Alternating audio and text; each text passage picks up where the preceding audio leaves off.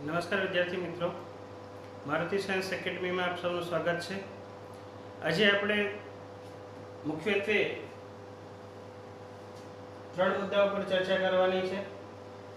સૌપ્રથમ ડાઇલેક્ટ્રિકમાં વિદ્યુત ક્ષેત્ર એટલે કે બાહ્ય વિદ્યુત ક્ષેત્રમાં જ્યારે ડાઇલેક્ટ્રિક પદાર્થને મૂકવામાં આવે છે ત્યારે ડાઇલેક્ટ્રિક પદાર્થમાં વિદ્યુત ક્ષેત્ર કેટલું હશે। બીજો મુદ્દો છે ડાઇલેક્ટ્રિક માધ્યમ માટે કેપેસિટન્સ। લાસ્ટ વિડિયોની અંદર આપણે સમાંતર રાખેલી બે પ્લેટ વડે બનતા કેપેસિટરના કેપેસિટન્સનું ઇક્વેશન તારવ્યું C = ε0 A/d। પરંતુ જ્યારે બે પ્લેટ વચ્ચે ડાઇલેક્ટ્રિક માધ્યમ મૂકવામાં આવે ત્યારે તેના કેપેસિટન્સમાં ચેન્જ થાય છે, તો તે શું ચેન્જ થાય છે તેનો આજે અભ્યાસ કરશું। અને ત્રીજો મુદ્દો છે કેપેસિટરમાં સંગ્રહિત ઊર્જા અને ઊર્જા ઘનતા। તો સૌપ્રથમ પહેલો વિડિયોની અંદર જે છે આપણે જોયું કે જ્યારે કોઈ વિદ્યુત ક્ષેત્રમાં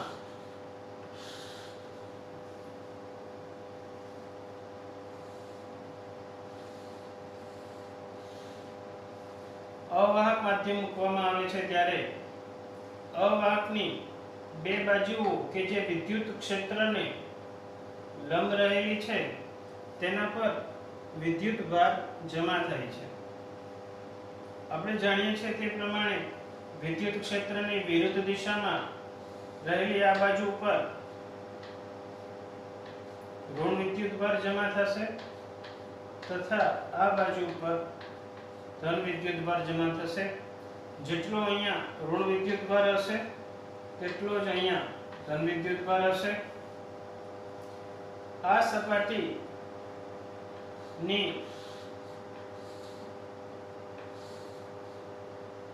જો ક્ષેત્રફળ આપણે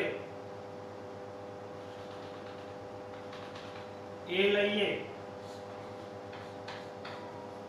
તો અહીંયા સપાટી પર પૃષ્ઠ વિદ્યુત ભાર ઘનતા સિગ્મા B = -q/a હશે તથા આ સપાટી પર પૃષ્ઠ વિદ્યુત ભાર ઘનતા સિગ્મા B = +q/a હશે તથા આ વિદ્યુત ભારને લીધે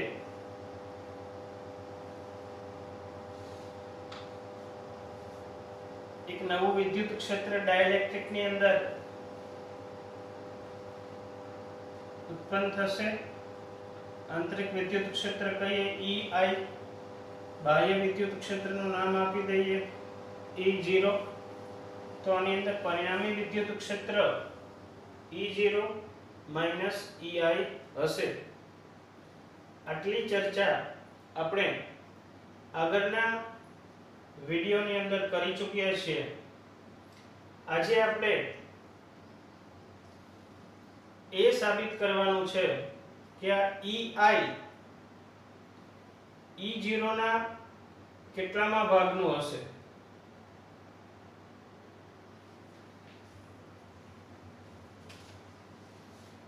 તો આને સમજવા માટે આ ડાઇલેક્ટ્રિકને આપણે આગળના ટોપિકની અંદર બે વિદ્યુત ભારિત પ્લેટની વચ્ચે જ મૂકવાનો છે, એટલે કેપેસિટરમાં મૂકવાનો છે।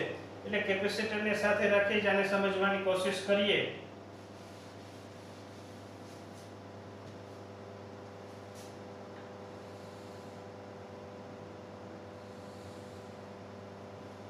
આ કેપેસિટરની બે પ્લેટ છે।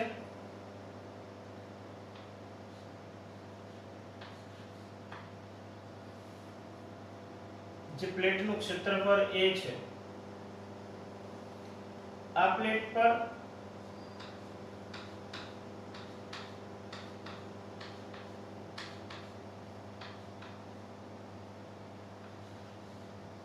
+q જેટલો વિદ્યુત ભાર છે તથા આ પ્લેટ પર -q જેટલો વિદ્યુત ભાર છે।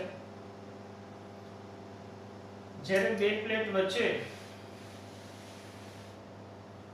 હવાનું માધ્યમ છે એટલે કે કોઈ ડાઇલેક્ટ્રિક પદાર્થ મૂકેલો નથી ત્યારે અહીંયા વિદ્યુત ક્ષેત્ર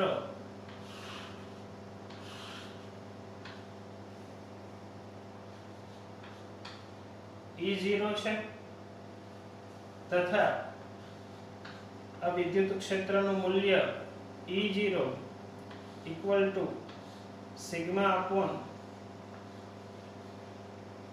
2 એપ્સિલોન 0 છે, સોરી એપ્સિલોન 0 છે. આ પ્લેટને અનંત ક્ષેત્રફળ વાળી પ્લેટ છે એટલે આ પ્લેટનું વિદ્યુત ક્ષેત્ર સિગ્મા અપોન 2 એપ્સિલોન 0 તથા આ પ્લેટનું વિદ્યુત ક્ષેત્ર સિગ્મા અપોન 2 એપ્સિલોન 0 બંને વિદ્યુત ક્ષેત્રો એક જ દિશામાં હશે એટલે પરિણામી વિદ્યુત ક્ષેત્ર સિગ્મા અપોન એપ્સિલોન 0 જે આપણે પાછળના વિડિયોની અંદર વાત કરેલી હતી. હવે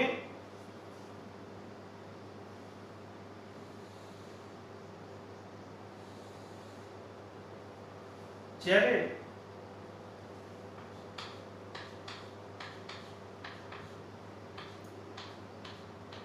આ પ્લેટની વચ્ચે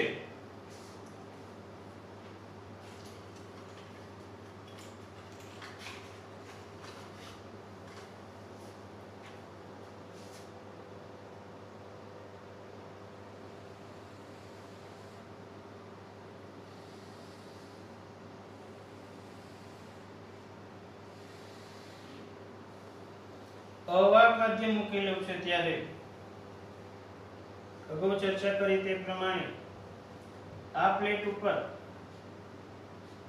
આ સપાટી પર ઋણ વિદ્યુતભાર જમા થશે તથા આ સપાટી પર ધન વિદ્યુતભાર જમા થશે.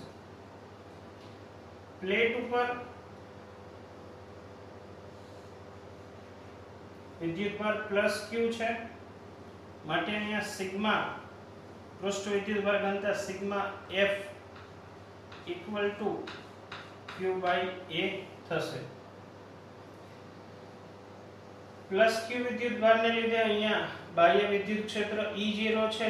E0 જેટલા વિદ્યુત ક્ષેત્રમાં જ્યારે આ ડાઇલેક્ટ્રિકલને મૂકવામાં આવેલું છે ત્યારે ડાઇલેક્ટ્રિકલની સામસામેની બંનેની સપાટી ઉપર વિદ્યુતભાર જમા થશે. ધારી લઈએ કે અહીંયા જમા થયેલો વિદ્યુતભાર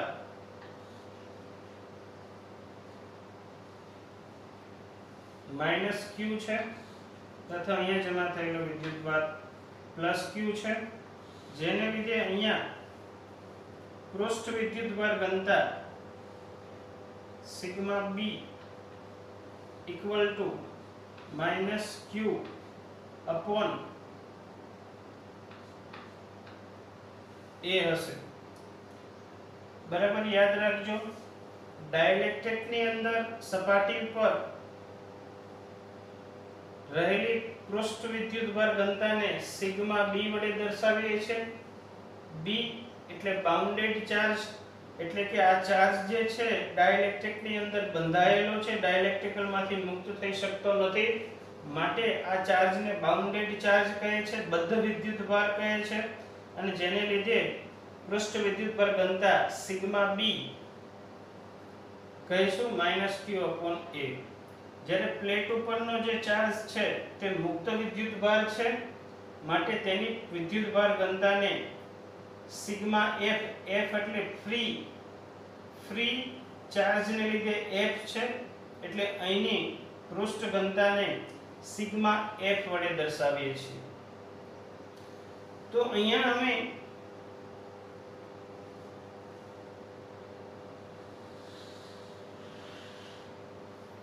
આ ડાઇલેક્ટ્રિક અને પ્લેટ સામાન્ય રીતે એકબીજાના સંપર્કમાં હોય છે પરંતુ ડાઇલેક્ટ્રિક એટલે કે અવાહક હોવાને લીધે એની પરના રહેલા ઇલેક્ટ્રોન એ આ પ્લેટ ઉપર જઈ શકતા નથી. પરંતુ અહીંયા અસરકારક રીતે પૃષ્ઠ ઘનતાની અંદર ઘટાડો થાય છે કારણ કે પ્લેટને લીધે પૃષ્ઠ ઘનતા સિગ્મા f પોઝિટિવ છે તથા તે જ વિસ્તારમાં ડાઇલેક્ટ્રિકની પૃષ્ઠ વિદ્યુતભાર ઘનતા નેગેટિવ છે. અગાઉના લેક્ચરમાં મેં કહ્યું તો એ પ્રમાણે કે પ્લેટ ઉપર જેટલો વિદ્યુતભાર જમા થયેલો છે એના કરતાં કંઈક ઓછો વિદ્યુતભાર હંમેશા ડાઇલેક્ટ્રિકલ ઉપર જમા હોય છે. જો ડાઇલેક્ટ્રિક એ ધાતુ હોય તો પ્લેટ ઉપર જેટલો વિદ્યુતભાર હોય તેટલો જ ધાતુ ઉપર જમા થાય છે, પરંતુ અહીંયા ડાઇલેક્ટ્રિક છે માટે sigma F E greater than sigma B થશે. હવે બરાબર ધ્યાન આપશો કે આને હું સમતુલ્ય લખવા જઈ રહ્યો છું. તો સમતુલ્ય રીતે જોઈએ તો પ્લેટ ઉપર વિદ્યુતભાર ઘનતા સિગ્મા F છે પોઝિટિવ અને ડાઇલેક્ટ્રિકની વિદ્યુતભાર ઘનતા નેગેટિવ છે. માટે હું અહીંયા પ્લેટ પરની વિદ્યુતભાર ઘનતા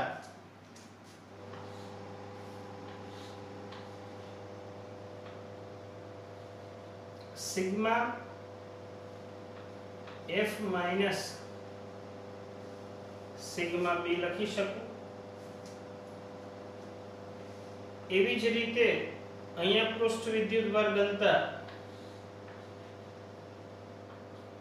minus sigma F plus sigma B લખી શકું. બરાબર સમજજો. ડાઇલેક્ટ્રિક મૂકવાને લીધે પ્લેટ પરની અસરકારક, બરાબર સમજજો કે આ વિદ્યુતભાર પ્લેટ ઉપર જતો નથી, પરંતુ બંને એકબીજાની નજીક હોવાને લીધે પરિણામી વિદ્યુતભાર ઘનતામાં ઘટાડો થાય છે. નહીં કે ડાઇલેક્ટ્રિકલનો વિદ્યુતભાર પ્લેટ ઉપર ચાલ્યો જાય, પરંતુ પ્લેટની સપાટી અને ડાઇલેક્ટ્રિકની સપાટી બંને એકદમ નજીક હોવાને લીધે અસરકારક રીતે પ્લેટ પરની પૃષ્ઠ ઘનતાની અંદર ઘટાડો થાય છે તેમ કહી શકાય. તો અહીંયા બે પ્લેટ વચ્ચે જ્યારે ડાઇલેક્ટ્રિક માધ્યમને મૂકવામાં આવે છે તો ડાઇલેક્ટ્રિકને લીધે અસર શું ઉદ્ભવે છે? તો કે પ્લેટ પરની પૃષ્ઠ ઘનતામાં ઘટાડો થાય છે. તો મેં અહીંયા જે છે ઘટાડેલી પૃષ્ઠ ઘનતા લીધી છે, માટે અહીંયા ડાઇલેક્ટ્રિક લેવાની જરૂર નથી, કારણ કે ડાઇલેક્ટ્રિકની જે અસર અહીંયા ઉદ્ભવે છે એ અસર મેં અહીંયા લઈ લીધી છે. જો ડાઇલેક્ટ્રિકની અસર શું છે તો કે પ્લેટ ઉપરની અસરકારક પૃષ્ઠ ઘનતાની અંદર ઘટાડો થાય છે, તો મેં અહીંયા ઘટાડેલી પૃષ્ઠ ઘનતા લઈ લીધી છે, એટલે અહીંયા ડાઇલેક્ટ્રિક ડ્રો કરવાની જરૂર નથી. એટલે આને સમતુલ્ય આ કહેવાય. તો અહીંયા હવે જે વિદ્યુત ક્ષેત્ર મળશે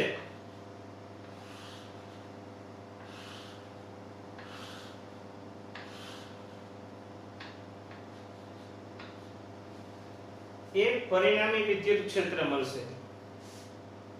શેનું પરિણામી વિદ્યુત ક્ષેત્ર?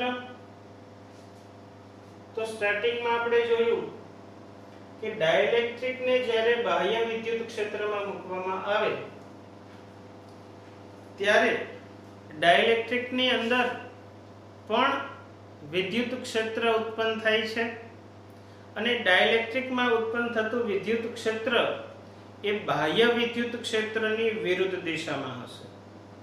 માટે પરિણામી વિદ્યુત ક્ષેત્ર એ બાહ્ય વિદ્યુત ક્ષેત્ર માઈનસ ડાઇલેક્ટ્રિકના વિદ્યુત ક્ષેત્ર જેટલું હશે. અહીંયા એ જ વાતને હું બીજી રીતે કહું છું કે અહીંયા પૃષ્ઠ ઘનતાના સ્વરૂપમાં કહું છું કે ડાઇલેક્ટ્રિક મૂકવાને લીધે વિદ્યુત ભારની પ્લેટનો અસરકારક વિદ્યુત ભારમાં જ ઘટાડો લઈ લઉં છું, એટલે કે એની પૃષ્ઠ ઘનતામાં ઘટાડો લઈ લઉં છું. એટલે અહીંયા પરિણામી વિદ્યુત ભાર ઘનતા sigma F minus sigma B છે. માટે અત્યારે અહીંયા જે ઉત્પન્ન થતું વિદ્યુત ક્ષેત્ર છે તે અહીંના પરિણામી વિદ્યુત ક્ષેત્રને સમતુલ્ય થશે.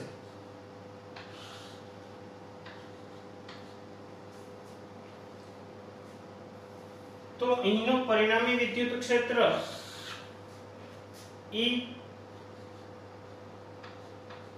equal to sigma F minus sigma B upon epsilon 0 થશે. મેં અહીંયા એપ્સિલોન 0 કેમ લખ્યો છે? શૂન્યાવકાશના માધ્યમ જ કેમ મેં લખ્યું? અહીંયા તો ઓલરેડી માધ્યમ છે, છતાં પણ કારણ કે મેં અહીંયા આ ડાઇલેક્ટ્રિક ને પ્લેટને સમતુલ્ય કેપેસિટર બનાવેલું છે, માટે જે છે સમતુલ્ય છે. એટલે હવે અહીંયા ડાઇલેક્ટ્રિક ની અસરને મેં અહીંયા ગણી લીધી છે, એટલે ડાઇલેક્ટ્રિક મૂકવાની જરૂર નથી. બરાબર સમજજો આ બાબતને. માટે અહીંયા જે છે પરિણામી વિદ્યુત ક્ષેત્ર E equal to sigma F minus sigma B upon epsilon 0. દરેક ભૌતિક રાશિને બરાબર સમજજો, કારણ કે આપણે ઘણા બધા ઇક્વેશન સાથે કામ કરવાનું છે. સમજ્યા વગર આગળ જશો તો નહીં સમજાય આગળની કોઈ બાબત. ઓકે, સિગ્મા F ફ્રી વિદ્યુતભાર ઘનતા. ફ્રી વિદ્યુતભાર ઘનતા એટલે કે જ્યારે કેપેસિટરની પ્લેટ જે છે એની ઉપર રહેલા વિદ્યુતભાર ની પૃષ્ઠ ઘનતા. અહીંયા હું સિગ્મા F લખી નાખું, મેં પહેલા સિગ્મા લખ્યું હતું. તો E0 equal to sigma F upon epsilon 0. એટલે sigma F equal to E0 upon epsilon 0. Sigma B polarisation topic નો વિડિયો યાદ કરો તો sigma B equal to polarisation P કહેવામાં આવે છે, અને polarisation P equal to epsilon 0 xc into પરિણામી વિદ્યુત ક્ષેત્ર હોય છે. તો સિગ્મા F અને સિગ્મા B બંનેની કિંમત આની અંદર મૂકી દઈએ તો E equal to sigma F E0 upon epsilon 0 minus sigma B epsilon 0 xc into E upon epsilon 0 થશે. મેં સિગ્મા F અને સિગ્મા B બંનેની કિંમત અહીંયા મૂકી છે. એપ્સિલોન 0 ને સામેની સાઈડ લઈ લઉં. Epsilon 0 E equal to E0 upon epsilon 0 minus epsilon 0 xc into E. E પરિણામી વિદ્યુત ક્ષેત્ર છે, અને એ પોલરાઇઝેશન માં E જે છે એ પણ પરિણામી વિદ્યુત ક્ષેત્ર છે.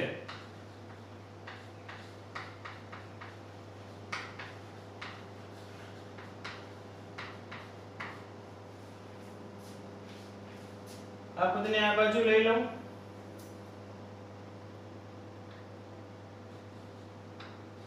E epsilon 0 plus E epsilon 0 xc equal to E0 upon epsilon 0. અહીંથી E epsilon 0 ને હું કોમન લઈ લઉં છું.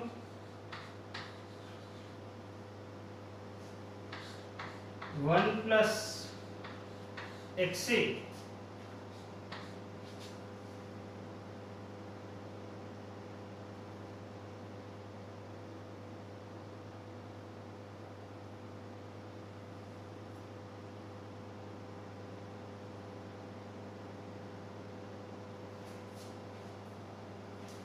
અહીંયા છે મેં મિસ્ટેક કરી છે. E0 equal to sigma F upon epsilon 0. તો અહીંથી sigma F equal to E0 into epsilon 0 થશે. માટે આ sigma F equal to E0 into epsilon 0 થશે. અહીંયા પણ જે છે સુધારી લઈએ. E0 into epsilon 0 epsilon 0 epsilon 0.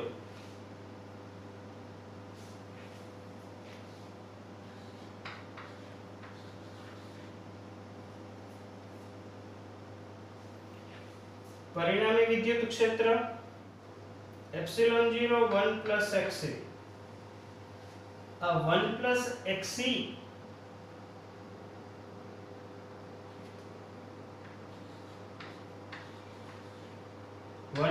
xc ને ડાઇલેક્ટ્રિક અચળાંક k કહેવામાં આવે છે.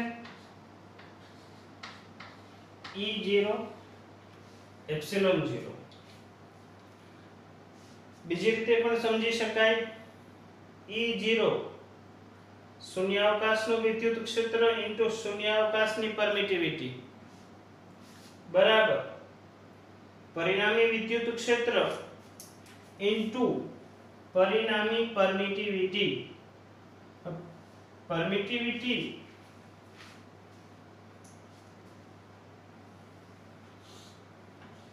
Epsilon equal to epsilon 0 epsilon r.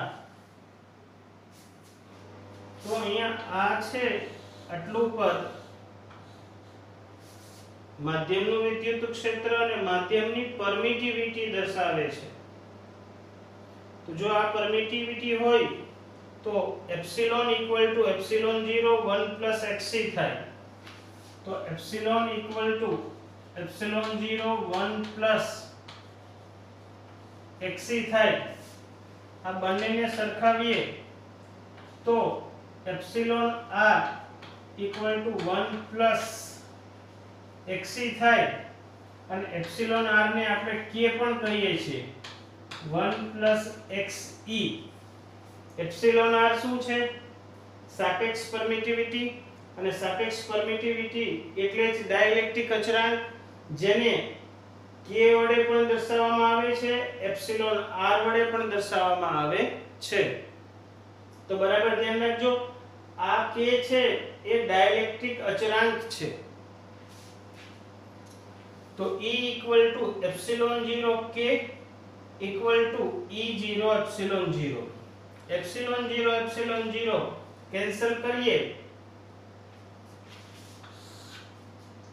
તો આપણને મળશે E equal to E0 by k.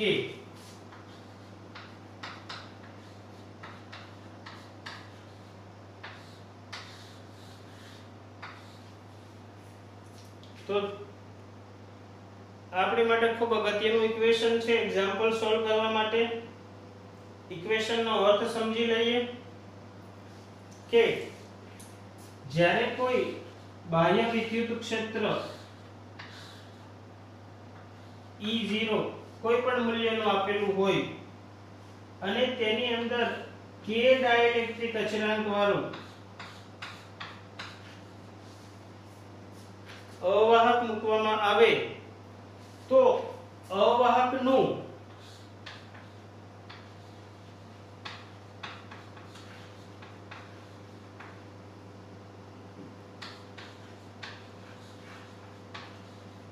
વિદ્યુત ક્ષેત્ર E અવાહકની અંદર વિદ્યુત ક્ષેત્ર કેટલું હશે?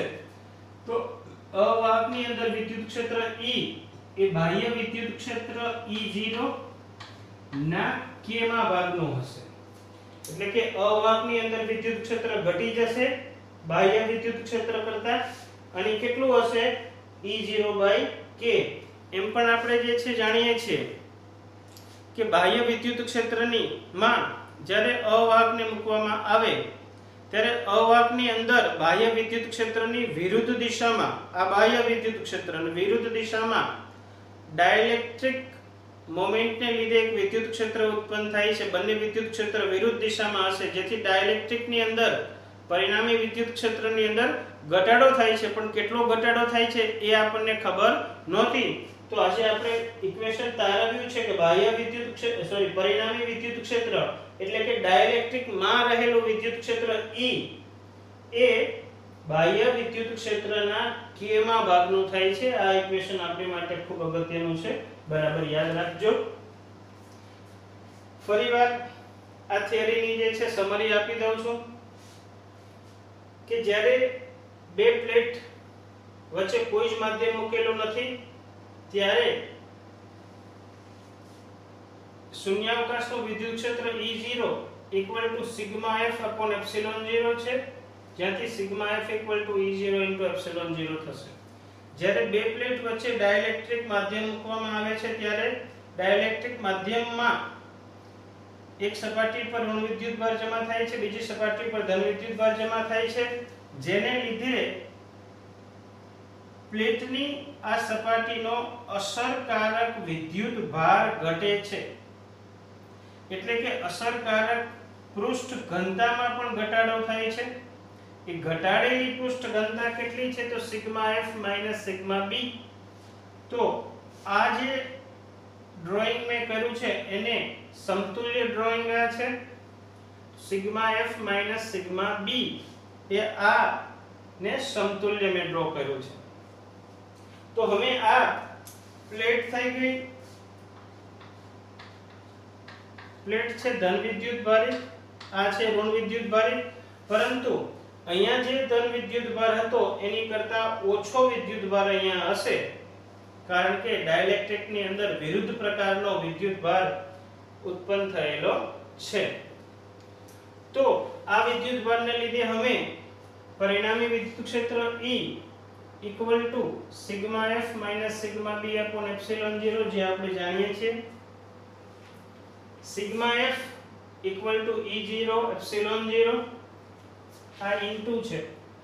Sigma f E0 into x નથી ઇન્ટુ એપ્સિલોન 0.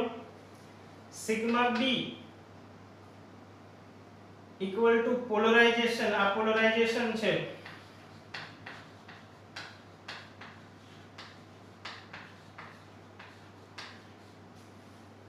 જે પોલરાઇઝેશન વાળા વિડિયોની અંદર આપણે સાબિત કરેલું હતું. Sigma b p epsilon 0 xc * e. Sigma f અને સિગ્મા b ની કિંમત આની અંદર મૂકી દઈએ અને સાદુરૂપ આપતા આપણે આ પદ ઉપર પહોંચીએ છીએ. E epsilon 0 1 + xc. યાદ રાખજો 1 + xc = એપ્સિલોન r છે. સાપેક્ષ પરમિટિવિટી ને આપણે ડાઇલેક્ટ્રિક અચળાંક પણ કહીએ છીએ. સો એપ્સિલોન r = k 1 + xc. તો 1 + xc ની જગ્યાએ મેં k મૂકી દીધું. સામે જે છે એપ્સિલોન 0 કેન્સલ થાય છે. તો પરિણામી વિદ્યુત ક્ષેત્ર E E0/k મળે છે.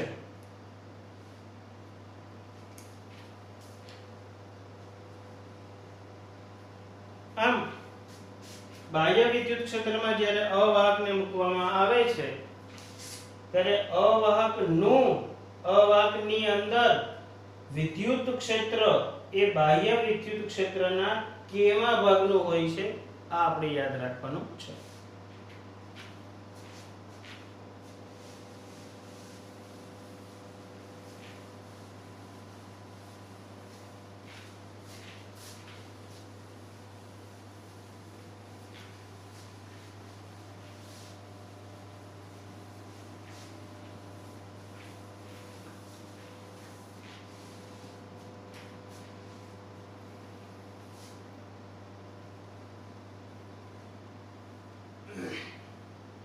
હવે ડાઇલેક્ટ્રિક માધ્યમ માટે કેપેસિટન્સ.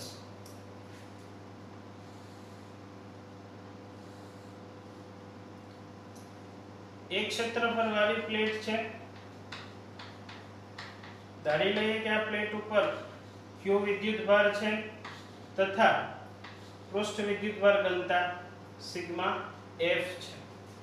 તો સામે -q વિદ્યુત ભાર હશે. સમાંતર પ્લેટ અને સમાન છે, એનું ક્ષેત્રફળ પણ a છે અને પૃષ્ઠ વિદ્યુત ભાર ઘનતા સિગ્મા f છે. અહીંયા પ્લસ થી માઈનસ તરફનો વિદ્યુત ક્ષેત્ર હશે, માધ્યમ કોઈ નથી, વિદ્યુત ક્ષેત્રને E0 કહેશો અને વિદ્યુત ક્ષેત્ર E0 equal to sigma F upon epsilon 0 આ આપણે જાણીએ છીએ તથા C આનું capacitance C equal to epsilon 0 A by D આ ઇક્વેશન પણ આપણે લાસ્ટ લેક્ચર ની અંદર તારવેલું હતું. તો આ વાત કરી કે કેપેસિટરની બે પ્લેટ વચ્ચે માધ્યમ તરીકે શૂન્યાવકાશ હોય ત્યારનું capacitance C equal to epsilon 0 A by D છે, વિદ્યુત ક્ષેત્ર સિગ્મા અપોન એપ્સિલોન 0 છે. હવે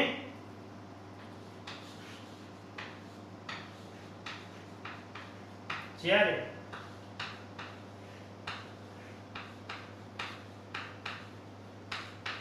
ડાઇલેક્ટ્રિક મૂકવામાં આવે છે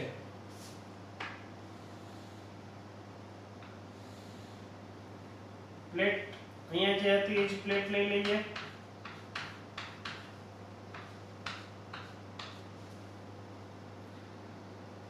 પ્લસ ક્યુ વિદ્યુત ભર અહીંયા છે, માઈનસ ક્યુ વિદ્યુત ભર અહીંયા છે, ક્ષેત્રફળ એ છે, ક્ષેત્રફળ એ છે.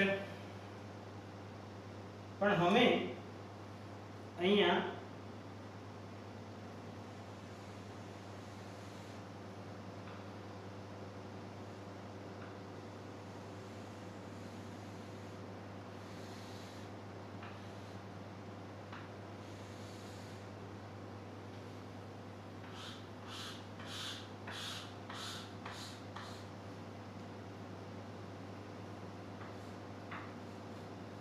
કે ડાઇલેક્ટ્રિક અચળાંક ધરાવતું અવાહક માધ્યમ મૂકી દીધેલું છે. તો હમણાં જ આપણે ચર્ચા કરી તે પ્રમાણે હવે અહીંયા વિદ્યુત ક્ષેત્ર અહીંયા એટલે ડાઇલેક્ટ્રિક ની અંદર અને ડાઇલેક્ટ્રિક ની અંદર એટલે કેપેસિટરની બે પ્લેટની વચ્ચે, કારણ કે કેપેસિટરની બે પ્લેટ વચ્ચે સંપૂર્ણપણે ડાઇલેક્ટ્રિક માધ્યમ ભરેલું છે, માટે કેપેસિટરની બે પ્લેટ વચ્ચેનું વિદ્યુત ક્ષેત્ર એટલે જ ડાઇલેક્ટ્રિક ની અંદરનું વિદ્યુત ક્ષેત્ર. અહીંનું વિદ્યુત ક્ષેત્ર E equal to E0 by K છે. અહીંયા આપણે ડાઇલેક્ટ્રિક માધ્યમ મુકતા કેપેસિટરનું કેપેસિટન્સ ચેન્જ થાય છે તેવું ફેરેડે નામના વૈજ્ઞાનિકે કહ્યું હતું. આજે આપણે એ જોવાનું છે કે હવે નવું કેપેસિટન્સ કેટલું બને છે, એ પણ જૂના કેપેસિટન્સના સ્વરૂપમાં. કે જૂનું capacitance C epsilon 0 A by D હતું, તો નવું કેપેસિટન્સ આના કેટલા ગણું બને છે કે કેટલામાં ભાગનું બને છે તે આપણે જોવાનું છે. તો અહીંયા નવું વિદ્યુત ક્ષેત્ર E equal to E0 by K એટલે કે જે જૂનું વિદ્યુત ક્ષેત્ર હતું એના K માં ભાગનું વિદ્યુત ક્ષેત્ર હવે અહીંયા છે. તો આપણે જાણીએ છીએ તે પ્રમાણે કે C equal to Q by V, અહીંયા પણ જે છે C equal to Q by V અને V equal to E0 into D. આ કેસની વાત કરી રહ્યો છું કે જ્યારે કોઈ માધ્યમ નથી. અહીંયા જોવો C equal to Q by V and V equal to વિદ્યુત ક્ષેત્ર E into D થશે. અહીંયા V નામ આપ્યું છે એટલે આને હું V ડેશ નામ આપી દઉં, એટલે આને V ડેશ નામ આપી દઉં અને આને V ડેશ નામ આપ્યું છે એટલે કેપેસિટન્સ ચેન્જ થાય એટલે હું C ડેશ નામ આપી દઉં છું. એટલે મારું જૂનું કેપેસિટન્સ C છે અને નવું કેપેસિટન્સ C ડેશ છે. તો અહીંયા જોઈ શકાય છે કે C = Q / V પ્રમાણે જો V ચેન્જ થશે તો C ચેન્જ થશે, કેટલો ચેન્જ થશે તે આપણે જોવાનું છે.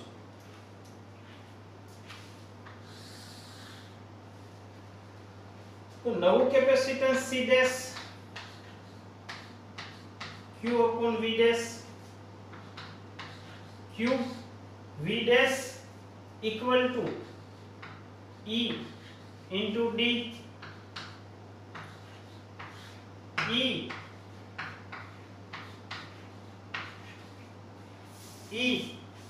equal to E0 by K K ऊपर जैसे Q K upon E0 into D Q E0 equal to sigma by A into D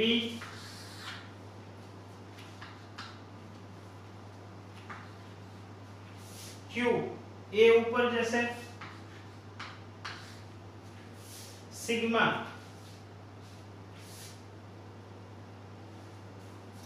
एक सेकंड के લખવાનો રહી ગયો અને અહીંયા એપ્સિલોન 0 આવશે. E0 equal to sigma upon epsilon 0 D epsilon 0 ऊपर जैसे एप्सिलॉन 0 ऊपर जैसे એટલે Q K एप्सिलॉन 0 छेदमा sigma into D Q K epsilon 0 sigma पृष्ठ विद्युत भार घनता है. पृष्ठ विद्युत भार घनता sigma equal to Q by A into D Q cancel K epsilon 0 A ऊपर जैसे by D परंतु epsilon 0 A by D epsilon 0 A by D ये तो C છે તો નવું capacitance C dash equal to KC જે ખૂબ અગત્યનું સમીકરણ છે કે કેપેસિટરની બે પ્લેટ વચ્ચે K ડાઇલેક્ટ્રિક અચળાંક ધરાવતું જ્યારે માધ્યમ મૂકવામાં આવે છે ત્યારે કેપેસિટરનું નવું કેપેસિટન્સ માધ્યમ વગરના કેપેસિટન્સના k ગણું થાય છે. તો આ એક ખૂબ અગત્યનું સમીકરણ છે. ધારો કે આ કેપેસિટરનો કેપેસિટન્સ 5 માઇક્રોફેરેડે છે અને k 2 ડાઇલેક્ટ્રિક અચળાંક ધરાવતું માધ્યમ મૂકવામાં આવે તો નવું કેપેસિટન્સ હવે 2 into 5 10 માઇક્રોફેરેડે બની જશે. તો આમ આપણે જોયું કે કેપેસિટરની અંદર ડાઇલેક્ટ્રિક માધ્યમ મૂકતા કેપેસિટરના કેપેસિટન્સની અંદર વધારો થાય છે.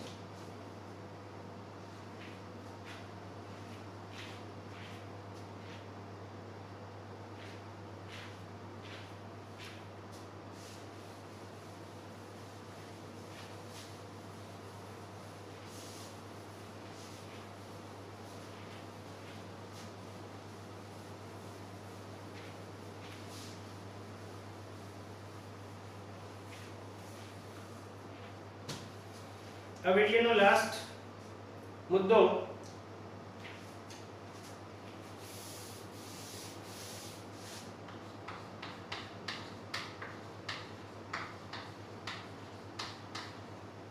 કેપેસિટરમાં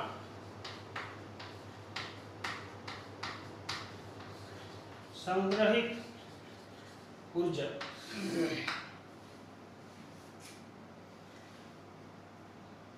કેપેસિટરમાં સંગ્રહિત ઊર્જાને સમજતા પહેલા આપણે આ ચેપ્ટરનો ભણી ગયેલા એક મુદ્દાને જે છે રિવિઝન કરી અને આગળ જઈએ, કારણ કે એ મુદ્દા ઉપરથી જ કેપેસિટરમાં સંગ્રહિત ઉર્જાને તારવી શકાશે.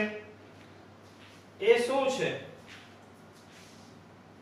તો તમને પ્રશ્ન કરું છું કે ધારો કે અહીંયા બિંદુવત વિદ્યુતભાર Q છે. આપણે જાણીએ છીએ તે પ્રમાણે બધી દિશાની અંદર તેનું વિદ્યુત ક્ષેત્ર હશે. આ બિંદુ ઉપર હવે હું સ્મોલ q વિદ્યુતભાર મૂકું છું, તો સ્મોલ q વિદ્યુતભાર ની સ્થિતિ ઊર્જા કેટલી? આ પ્રશ્ન છે. ફરીવાર પ્રશ્ન રિપીટ કરું છું. બિંદુવત વિદ્યુતભાર q છે. બિંદુવત વિદ્યુતભાર q થી r અંતરે સ્મોલ q વિદ્યુતભાર મૂકું છું અને સ્મોલ q વિદ્યુતભારની સ્થિતિ ઊર્જા મારે શોધવી છે.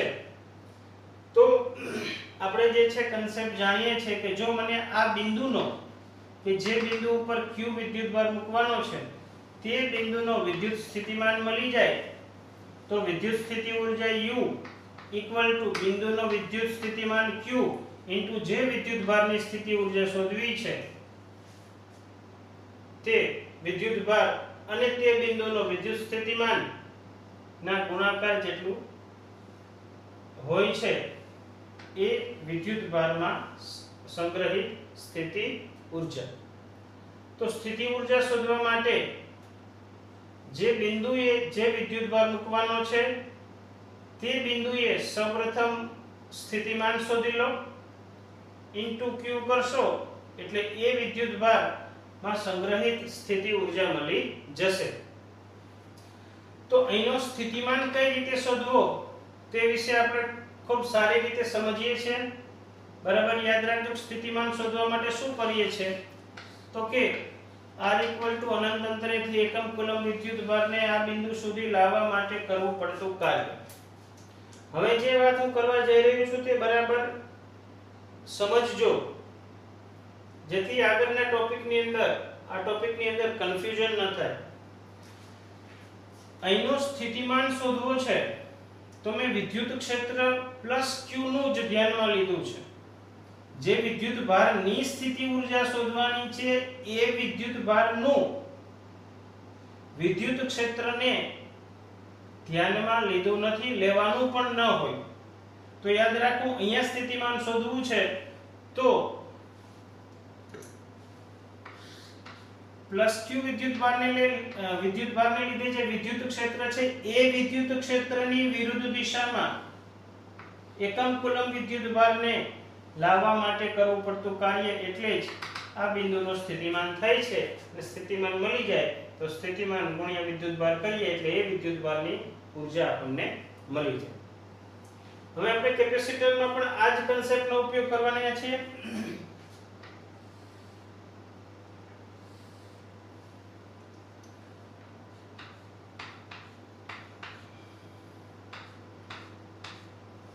કેપેસિટર છે, આ પ્લેટ ઉપર પ્લસ q વિદ્યુતભાર સંગ્રહિત છે, આ પ્લેટ ઉપર માઈનસ q વિદ્યુતભાર સંગ્રહિત છે. કેપેસિટરનો વિદ્યુતભાર કેટલો? તો અગાઉના વિડિયોની અંદર મેં કહ્યું હતું એ પ્રમાણે કે કેપેસિટરનો વિદ્યુતભાર એટલે માત્ર પ્લસ q વિદ્યુતભાર. તો કેપેસિટરમાં સંગ્રહિત ઊર્જા એટલે કેટલી?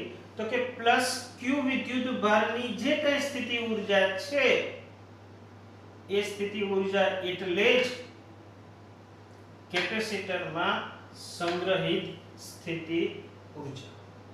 તો મેં જેમ અહીંયા કહ્યું એ પ્રમાણે કે આ q વિદ્યુતભાર ની સ્થિતિ ઊર્જા શોધવી છે તો શું કરવું જોઈએ? તો કે તે q વિદ્યુતભાર જે જગ્યાએ છે તે જગ્યાનું જો તમને સ્થિતિમાન મળી જાય તો સ્થિતિમાન * q કરીએ એટલે તે વિદ્યુતભારની સ્થિતિ ઊર્જા મળી જાય.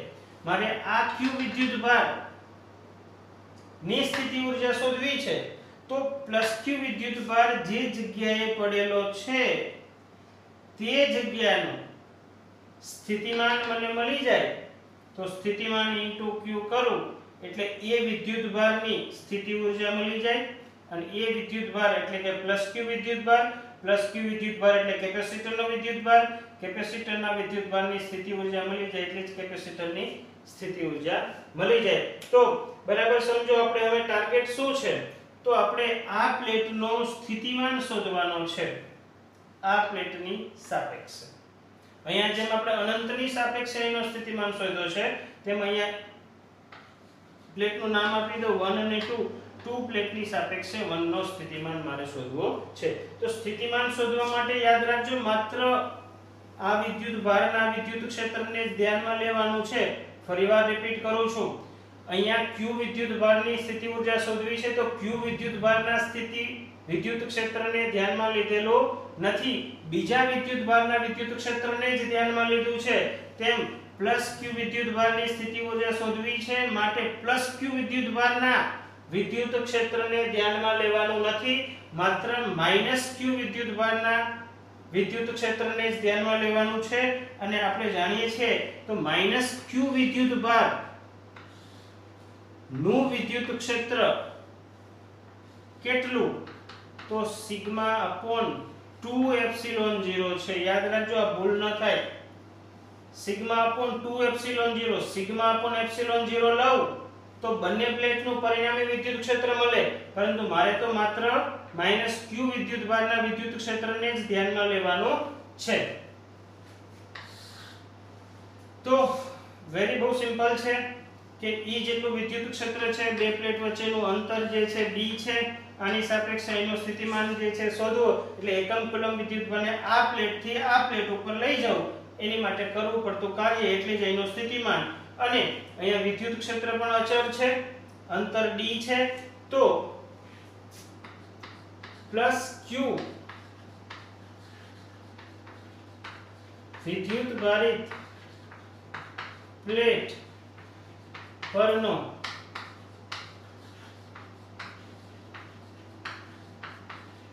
વિદ્યુત સ્થિતિમાન V = E into D. Very simple. E = σ/2ε0 into D. Sigma મૂલ્યને ધ્યાનમાં લઉં છું એટલે માઈનસ છે, છતાં પણ પ્લસ લઉં છું. વિદ્યુતભારનું મૂલ્ય પ્લસ મૂલ્યને જ ધ્યાનમાં લઉં છું એટલે અહીંયા વિદ્યુતભારને પ્લસ લઉં છું. Sigma = q/a2ε0, sigma = q/a into d. તો આ મને +q વિદ્યુતભાર જે જગ્યાએ છે તે જગ્યાનો સ્થિતિમાન મને મળી ગયો. હવે +q